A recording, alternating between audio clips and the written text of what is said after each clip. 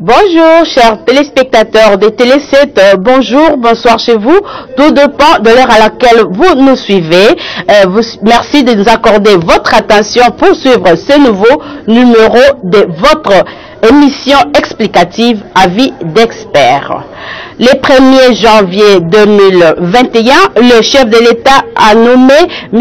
Bahati Lukwebo comme informateur pour identifier la nouvelle majorité parlementaire.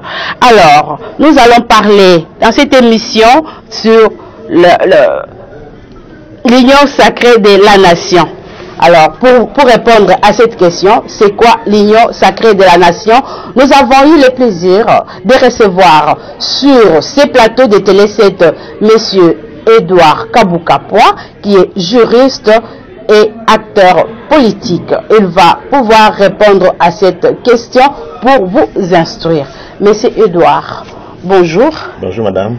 Merci de répondre à notre invitation. Nous avons le plaisir de vous recevoir sur ce plateau, surtout en ce mois de janvier, au début de l'année. C'est pour nous un grand plaisir. Merci. Bonne année à vous. Merci. Meilleurs vœux. Comment vous allez? Dieu fait grâce, ça va. Ah, chez nous aussi, ça va sur Télé 7. L'union sacrée de la nation. En fait, c'est quoi en fait l'union sacrée de la nation? En fait, vous savez, c'est un sujet ces jours-ci qui fait couler encre et salive. Alors, en tant que juriste, qu'est-ce que vous pouvez nous dire là-dessus? C'est quoi l'union sacrée de la nation? Merci madame pour cette question que vous me posez. Depuis ma part, j'aimerais dire que grande est ma joie et réel mon plaisir d'être reçu en ce jour dans votre émission. C'est vrai, tout le monde parle d'union sacrée. Retenez comme moi que ce n'est pas une terminologie juridique et la définition de l'union sacrée, nous allons peut-être nous débrouiller pour pouvoir la trouver, parce que si vous allez fouiller dans le Larousse, vous ne trouverez pas l'explication exacte, sinon l'explication authentique de l'union sacrée. À mon sens, je crois que c'est un regroupement de partis politiques et personnalités politiques qui sont inscrits dans un certain idéal. Donc l'idéal qui a été prôné par le chef de l'État, l'idéal du changement, l'état de droit. L'état de droit, qui dit état de droit, voit la primauté du droit. Et tout le monde est assujetti aux mêmes droits, aux mêmes règles du jeu. Voilà. Donc un regroupement des différentes personnalités politiques et partis politiques qui ont accepté de regarder dans le même sens. Alors si juridiquement l'union sacrée n'a pas d'explication, nous devons trouver la définition dans une Larousse. Nous pouvons alors penser que le président Félix Antoine Tshisekedi, en parlant de l'union sacrée, il a voulu juste marcher sur les pas de son père qui à l'époque avait parlé de l'union sacrée de l'opposition. Il est en train de marcher sur les pas de son père? Je n'en doute pas, je crois qu'il s'est inscrit dans une certaine vision. La vision du changement, et de temps en temps, on ne peut pas parler de changement radical et même intégral. Et qui dit changement, donc c'est une mutation par rapport à ce que nous avons été hier et par rapport à c'est à quoi nous aspirons, dans l'intérêt alors de tout le monde.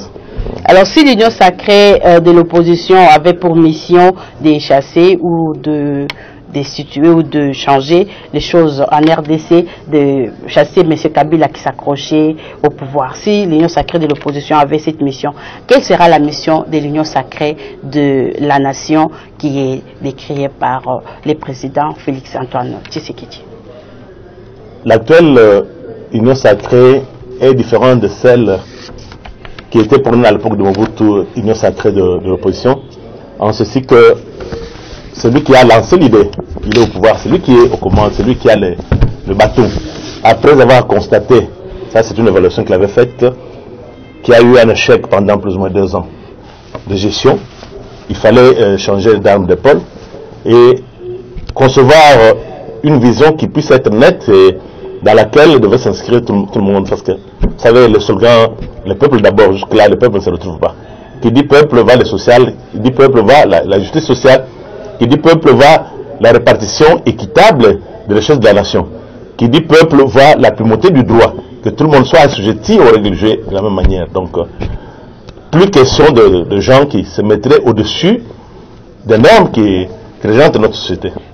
Mais si l'informateur est déjà nommé, vous savez, qu'est-ce qui reste pour composer cette union sacrée? Qu'est-ce qui reste? Parce que l'informateur est déjà là.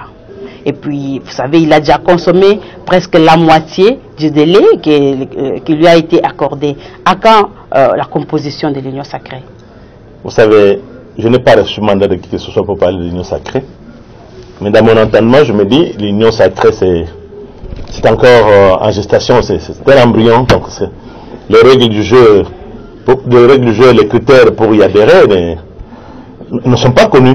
Et les gens, par de simples déclarations, se réclament de l'union sacrée. Puis je vais aussi me permettre de dire que c'est l'union sacrée.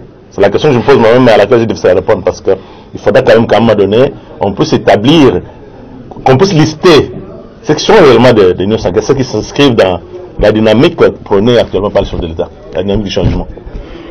Mais avec toutes les adhésions massives des anciens alliés de l'ex-président Joseph Kabila qui adhèrent facilement, vous vous réveillez un matin, c'est tel groupe politique qui a adhéré à l'Union sacrée, nous pouvons encore compter sur la loyauté de la classe politique congolaise? Vous savez, depuis longtemps, nous sommes habitués à vivre ce genre de théâtre. Et souvent, dans le monde politique, les gens n'ont pas de scrupules. Mais ce genre de théâtre, tous ces changements et toutes ces mutations-là, c'est vraiment pour l'intérêt du peuple? Vous savez, dans la conception du chef de l'État, je crois oui. Mais jusque-là, le peuple ne se retrouve pas. Cette fois-ci, je crois, il va faire accompagner ça d'un fouet, parce que en cas de dérapage, c'est ce qui a manqué à ce pays, l'impunité. Donc, je crois qu'on devrait sanctionner. Mais si avec la même classe politique qui a dirigé pendant autant d'années et que le peuple ne s'est pas retrouvé, mais avec cette même classe politique, vous pensez qu'il y aura un changement? Je ne doute pas un seul instant que l'homme serait un animal changeant. Donc, les gens peuvent s'accoutumer au nouvel environnement. Mais qu'est-ce qui va provoquer ce changement subit? Mais le changement, c'est le chef, celui qui tient le bateau, qui tient le gouvernement, qui est en train de diriger, qui est en train d'orienter. Mais parce qu'apparemment, l'Union sacrée est en train de s'enrichir avec les anciens alliés, ceux qui ont gouverné pendant 18 ans à côté de Joseph Kabila, c'est eux-mêmes qui reviennent. Vous pensez qu'ils vont changer subitement, ils vont vraiment devenir des saints pour pouvoir servir le peuple congolais comme il faut? C'est cela d'ailleurs qui fonde la nécessité de pouvoir concevoir un code de conduite. Parce qu'il faudra quand même qu'à un moment donné, on puisse se rassurer de tous ces gens-là qui adhèrent. Parce que s'il faut se comporter comme cela a toujours été, et je crois qu'on ne saura pas donner un avenir heureux à... Parce qu'ils sont majoritaires.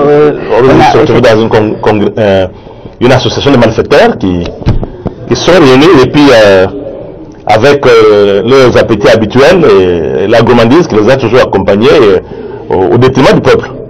Alors que le peuple attend le social et tout son vœu, donc le peuple, disons, les paniers de la ménagère est encore vide jusque-là.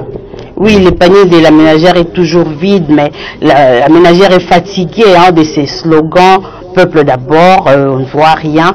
Quelles sont, à vrai dire, les activités concrètes que l'Union sacrée est censée poser pour pouvoir répondre aux besoins du peuple congolais? Comme je l'ai dit tantôt là, il faudra quand même moraliser. En dehors de le monde politique, il faut moraliser.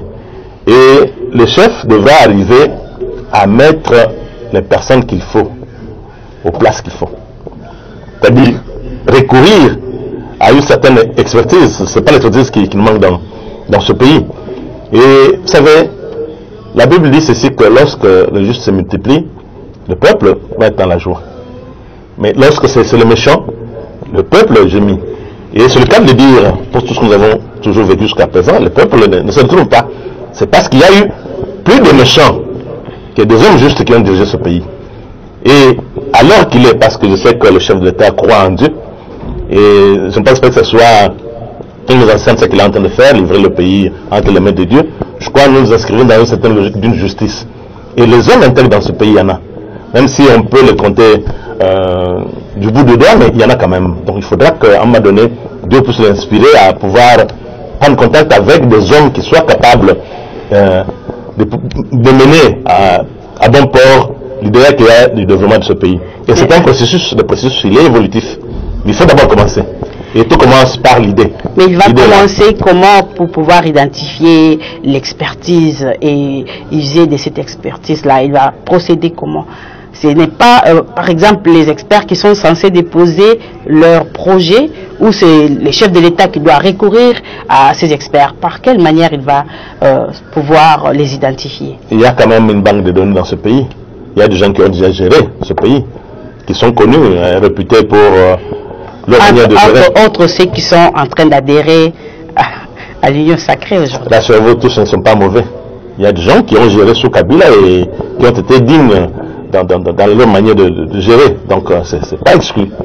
Il y a des gens qui craignent Dieu et des gens qui s'inscrivent dans une certaine dynamique du changement, c'est-à-dire une certaine transformation, une nouvelle conversion. Donc, voilà. Donc, il y a des gens qui ont quand même qui observent certaines valeurs. Mais la même classe politique, là, elle peut se convertir en chrétien et devenir de bons, des anges, pour commencer à bien gérer après 18 ans. Le monde spirituel est compliqué. Et vous savez, il y a des anciens voleurs qui sont devenus de grands pasteurs aujourd'hui. Donc avec Dieu, rien n'est impossible. Voilà le mot que je peux dire. Donc l'Union sacrée doit s'appuyer sur Dieu pour répondre aux attentes du peuple congolais. La vraie justice, il n'y a que Dieu qui peut l'inspirer. Mais vous savez, tout le monde n'est pas chrétien au Congo. Tout le monde n'est pas chrétien, mais il y a des gens quand même qui se reconnaissent à travers le comportement de Jésus-Christ comme leader. Vous savez, c'est celui-là qui prône la justice. Et il y a des gens qui se reconnaissent à travers Jésus. Même les musulmans reconnaissent Jésus. Comme quelqu'un, un prophète qui n'a pas péché, tout ça. Donc, il n'y a pas que les chrétiens. Voilà. Ben, c'est un modèle à suivre. Oui. Parlons maintenant, s'il vous plaît, parce que c'est récent, c'est l'actualité du jour. Vous savez, la Covid-19, il y a la fermeture des écoles pendant que les églises fonctionnent. Il y a des débits de boissons qui sont ouvertes. Et puis les enfants, les jeunes gens, les étudiants, les élèves se plaignent d'être mis à part. Ils ne fréquentent pas l'école. Alors, pourquoi seulement la Covid ne concerne que les élèves et les étudiants? Vous savez, l'État... Est-ce une situation sécuritaire? Est-ce une situation sanitaire? L'État a pour vocation de pouvoir sécuriser la population à tous les niveaux. Covid, c'est une pandémie aujourd'hui qui est en train de secouer le monde entier. Alors, il revient à ceux-là qui ont le pouvoir de vouloir pour ce peuple de savoir faire la part des choses. Fermons les écoles. Sûrement dans l'entendement, je ne sais pas la motivation profonde qui a conduit à ça. C'est bon aussi, c'est dans la logique de préserver la santé de nos enfants. Mais au-delà de cela, il faudrait avoir l'esprit ceci que celui qui voudrait bien tuer le pays, freiner le développement du pays, il faudra bien qu'il puisse bloquer l'éducation. L'éducation des enfants est indispensable parce que ce sont ces enfants-là qui géreront ce pays après nous. Alors, si aujourd'hui tout est bloqué et que ces enfants-là ne sont pas instruits, je ne sais pas à quoi on va s'entendre demain. Alors, s'il faut subir des années scolaires de 2 ans, 3 ans, à cause de Covid, mais ça c'est... Nous devons nous habituer finalement à vivre avec Covid. Donc on doit continuer à sensibiliser la population de manière à pouvoir se prémunir contre cette pandémie-là. Et dans le temps, la vie continue. Vous savez, les enfants n'ont pas bénéficié d'une bonne instruction l'année qui est passée, l'année passée. En tout cas, ils ont étudié juste la moitié de l'année. Ben, tous ces enfants sont dans des classes montantes maintenant. Et la même situation revient. Ils vont encore passer des années sans avoir fait des études. N'est-ce pas un danger pour l'avenir? Comme je l'ai évoqué, tantôt là, c'est un danger. Il faudra que les décideurs puissent s'y pencher le plus tôt sur le mieux. Parce qu'on ne va pas continuer à fermer, et je ne sais pas. Comment on explique ça? Je ne sais pas, parce que dans le début de boisson, c'est toujours plein. Dans des marchés, aller au grand marché de Kinshasa, au marché. Donc les virus ne circulent pas par là. Mais c'est la question que nous posons tous. Nous ne sommes pas experts en la matière, mais déjà avec ce que nous vivons, dans des bus, tout ça. Donc, je ne vois pas pourquoi on doit continuer à préjudicer nos enfants qui ne vont pas à l'école. Il est grand temps qu'on puisse s'y pencher. Il y en a qui associent cette question de fermeture d'école à la politique, à la situation politique, plutôt qu'à la situation sanitaire. Vous pouvez nous apporter des lumières là-dessus? Je ne sais pas le confirmer. Et c'est une décision que nous tous, comme population, nous avons subie. Et là, nous n'avons pas été dans le laboratoire qui a préparé cela. Mais il est grand temps parce que nous interpellons les décideurs. Nous interpellons parce que l'avenir de ce pays en dépend. Bon, cette fois-là, nous allons parler de l'Assemblée nationale. Vous savez, ces derniers temps, il y a plus de pétitions, des destitutions, des pétitions contre tel ou tel membre de l'Assemblée, tel ou tel autre membre. Toujours que des pétitions et des pétitions. Ne pensez-vous pas que cette situation fragilise l'Assemblée nationale? Vous savez, ceux qui sont là, au Parlement, c'est toujours ce peuple qui, entre guillemets, qui aurait voté pour eux. Et quand ces gens-là viennent de la population, c'est souvent avec des discours démagogiques. Il est vrai aussi qu'il y a eu la fraude qui a aidé pour que certains d'entre eux se retrouvent là où ils sont. Et ça veut faire la politique. On ne veut pas le matin comme ça et puis on s'y livre, non. Il faut quand même une certaine initiation. Et lorsqu'on y va par opportunisme, parce qu'il y a intérêt à avoir ceci ou cela, de fois on a difficile à pouvoir faire la part des choses entre l'intérêt égoïste et l'intérêt de la population. Est-ce que ce qu'ils sont en train de faire là profite à la population? Mais avec cette stabilité-là, c'est du temps passé inutilement. Et il est grand temps qu'ils puissent revenir aux meilleurs sentiments et qu'ils mettent l'homme, c'est-à-dire la population, au centre de toutes leurs entreprises. Qu'ils aient toujours à l'esprit la question de savoir est-ce que ce que nous sommes en train de faire profite à notre population. Avec cette instabilité et la perte de temps, comme vous l'avez appelé, quel sera l'avenir de l'Assemblée nationale, de la RDC? Mais tout est flou. Tout est flou. Voilà pourquoi j'en appelle à la classe politique de pouvoir se réveiller et regarder les choses du bon côté. Et dans le sens qu'ils puissent s'intéresser à la population. Parce qu'ils prétendent avoir le mandat du peuple. Est-ce que ce qu'ils sont en train de faire profite à la population? C'est ça la bonne question. Donc il faudrait que chacun d'entre eux arrive à se poser cette question-là. Si c'est par rapport aux intérêts, par rapport au positionnement, vraiment ils ne méritent pas d'être là. Et qu'ils sachent que les gens qui sont redevables vis-à-vis de la population qui les a mandatés entre guillemets. Mais dernièrement, vous savez, les élus du peuple, quand ils prennent des décisions, ils ne consultent pas le peuple. Ils les prennent et puis ils annoncent et le peuple subit. Ils ne consultent pas. C'est ça le malheur pour notre population. Et c'est là où je devrais s'interpeller les électeurs potentiels. Parce qu'ils sont habitués à se contenter de t-shirts, de je ne sais pas quoi qu'on leur donne, et puis et souvent même ils suivent des critères subjectifs pour pouvoir voter au profit de telle ou telle personne, c'est-à-dire la tribu, il est de quelle tribu c'est-là, qu'est-ce qu'il va... Voilà. Avec les critères subjectifs, il faut s'attendre à tout. Et en définitive, que c'est cette population qui est en train de perdre. Eux là, ils sont là, ils ont un mandat, ils ont leurs émoluments, ils peuvent vivre encore comme ils veulent.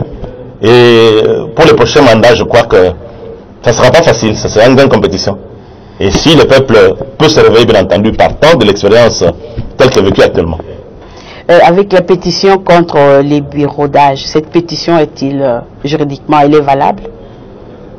Mais si c'est une pétition conforme à leur règlement de l'intérieur, moi je ne vois rien à dire par rapport à ça. Et quand vous parlez de leur règlement d'ordre intérieur, vous faites allusion à qui? C'est leur loi interne, le règlement d'ordre intérieur du Parlement. C'est conformément au règlement d'ordre intérieur qui sert fait pour pouvoir initier notamment la pétition. C'est par rapport à ça.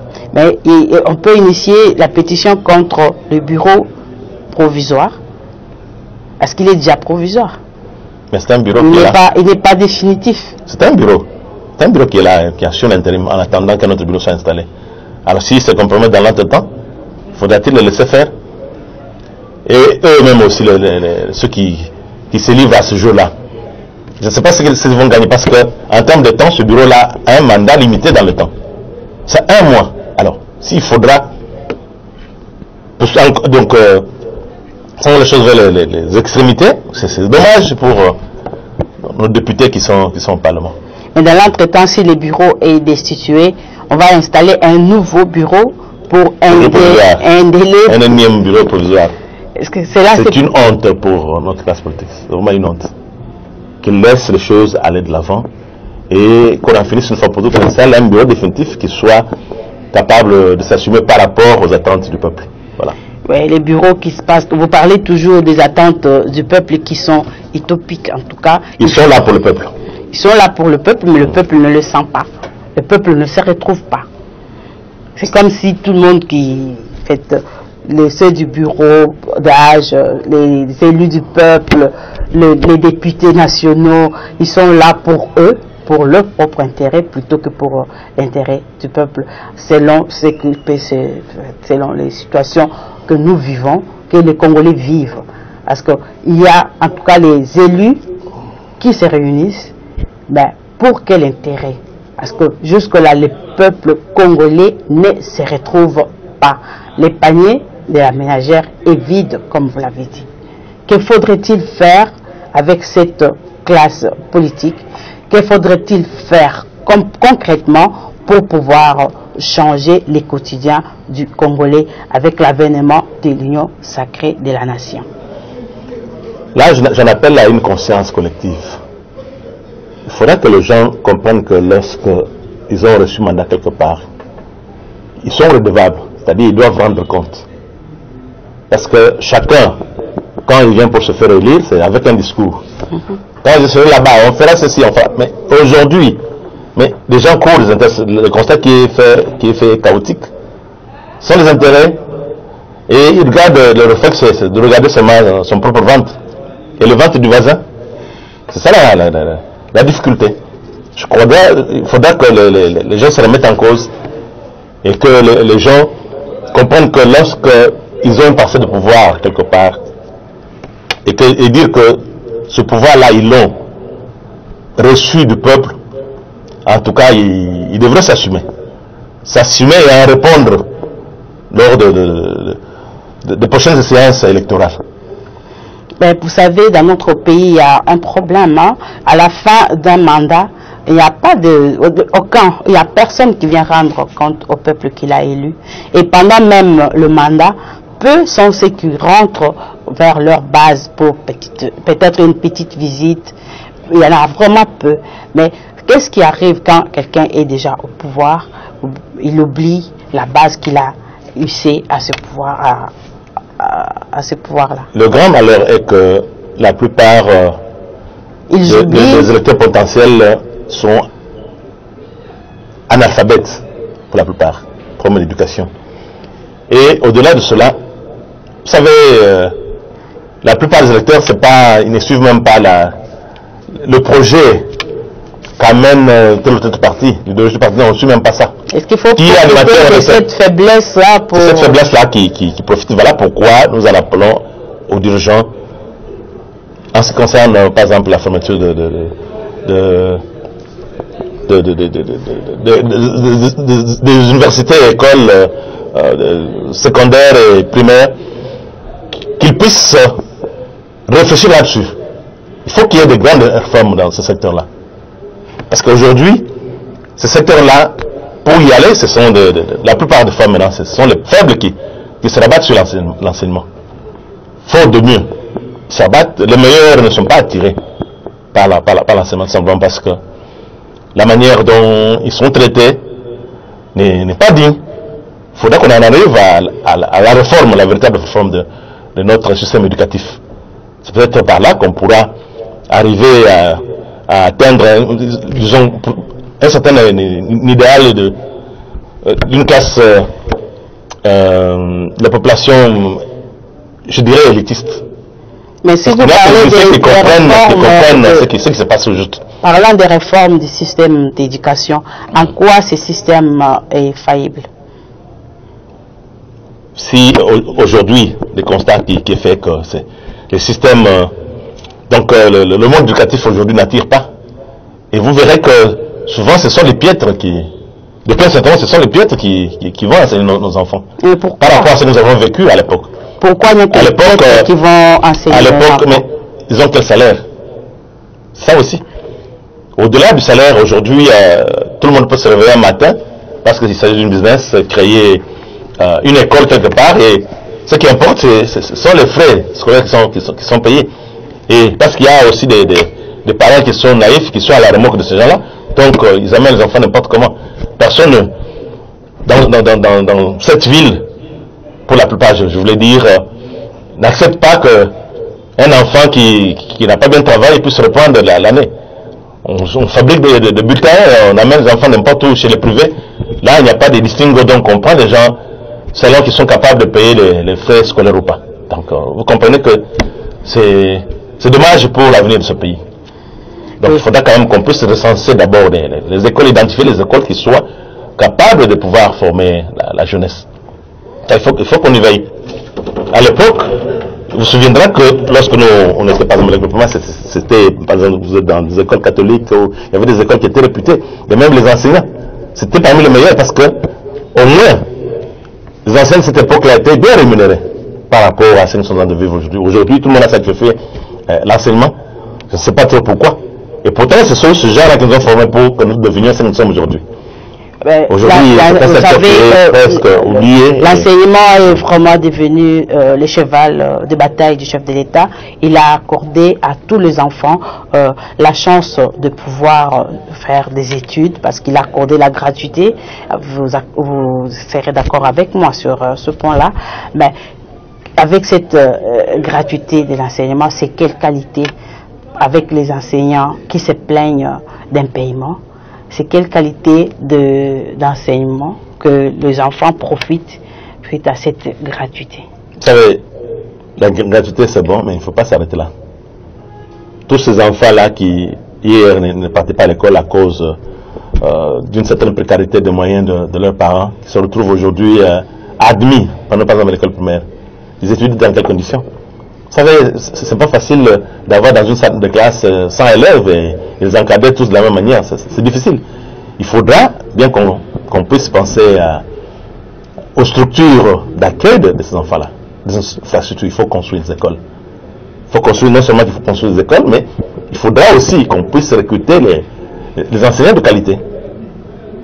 Et qui devraient bien entendu profiter d'un salaire qui soit quand même acceptable.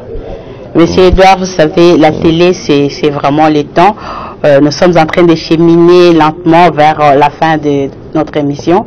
Qu'est-ce que les téléspectateurs des Télé 7 peuvent retenir de votre passage sur nos antennes?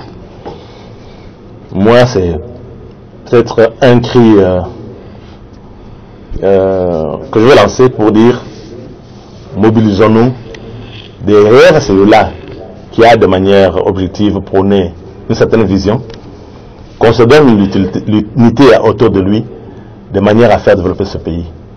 Et le changement, nous en voulons tous, et que ce soit notre devoir, tous, chacun, partout où on se retrouve, qu'on ait cela à l'esprit.